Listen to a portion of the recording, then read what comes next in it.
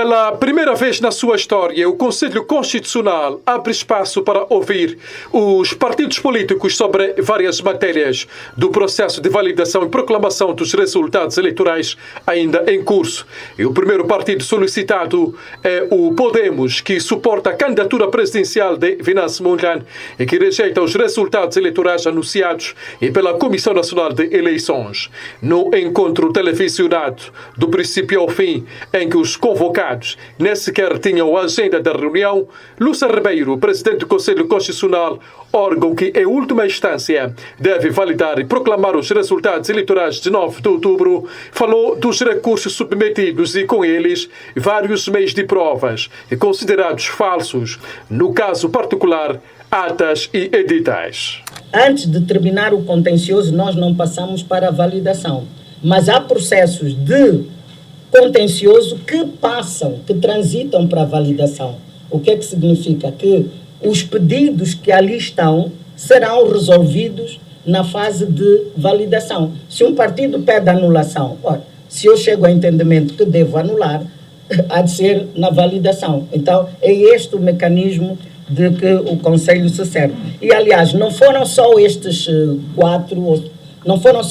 5 processos que passaram para a validação. Também há processos recebidos dos tribunais distritais que serão tidos em conta agora no processo de validação. O que nós estamos a fazer é, aliás, antes disso, referir que o Partido Podemos, no seu recurso, submeteu umas caixas com documentos que ficou célebre, conhecido por 300 quilos, não é?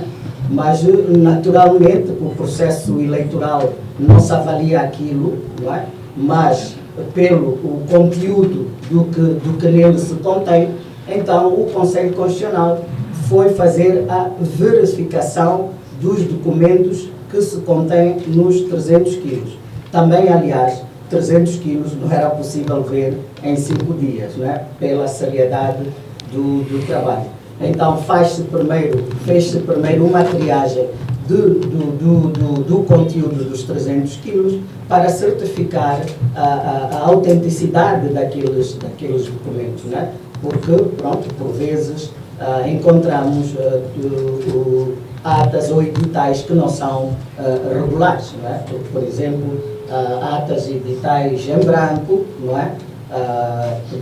Encontramos atas com uma semelhança de assinatura, não é? Há atas que não têm qualquer assinatura, há atas que não têm os carimbos. Então, tudo isto o Conselho faz a verificação minuciosa. O presidente do Partido Podemos, Albino Forquilha, acompanhado pelos juristas, reagiu e até questionou as competências e transparência do Conselho Constitucional sobre vários procedimentos de verificação dos meios de prova. Permitam-me dizer que temos, infelizmente, alguma desconfiança das instituições que gerem estes processos. Se calhar não estaríamos neste barulho todo. Então, para a verdade eleitoral, era importante que isso se fizesse. Mas também não só, porque, uma vez validado o resultado que sai desta casa, ninguém pode submeter mais algum recurso, as decisões da casa são irrecorríveis, então não teríamos como buscar ou procurar uma justiça eleitoral. Nós, no partido, o que esperávamos é que este processo, estando aqui, um volume de papéis que nós enviamos e que os outros partidos também enviaram, tivesse uma espécie, não sei, uma comissão de trabalho, pode ser que isso não esteja na lei, mas estamos à procura da verdade eleitoral, que representasse esses corpos todos para poder assessorar, não digo assessorar, mas verificar convosco o processo todo, não é? Para que chegando ao fim, não seja só o Conselho Constitucional a dizer, olha, é isso que aconteceu, eu conheço a composição deste Conselho Constitucional, do ponto de vista político, eu conheço, não é? Que as outras pessoas também dissessem que, não que não hajam na base da vossa consciência, sei disso, acho na base da vossa consciência, mas seria muito importante que os representantes de partidos políticos, não digo só o meu partido, mas de representantes políticos que concorreram, jornalistas e observadores também pudessem estar convosco o tempo todo que fosse necessário para reverificarem. As dúvidas sobre a capacidade técnica e humana do Conselho Constitucional sobre os trabalhos de verificação dos meios de prova, Lúcia Rebelo respondeu da seguinte forma: os juízes dos tribunais constitucionais não representam quem os indica.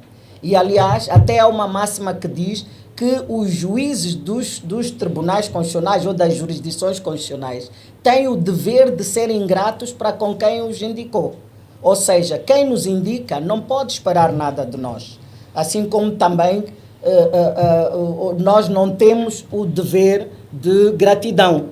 Eles nos emprestaram, foi a sua legitimidade democrática. E, aliás, é por isso que o Conselho Constitucional vem fazendo o seu trabalho justamente com este princípio, com base na lei e na sua consciência. E há de ser por isso também que não se achou necessário que num Conselho Constitucional, onde tem juízes, se fizesse a observação eleitoral. A observação eleitoral termina nos órgãos políticos. Quando os processos vão aos tribunais constitucionais, não é, que fazem a vez do Tribunal Eleitoral, então eles aí são os juízes que decidem, que tomam a sua decisão relativamente àquela matéria que não tem conteúdo político, tem conteúdo jurisdicional. Os juristas do partido Podemos que acompanhavam o presidente do partido também colocaram vários aspectos e sobre o recurso submetido que deveria anular a decisão da Comissão Nacional de Eleições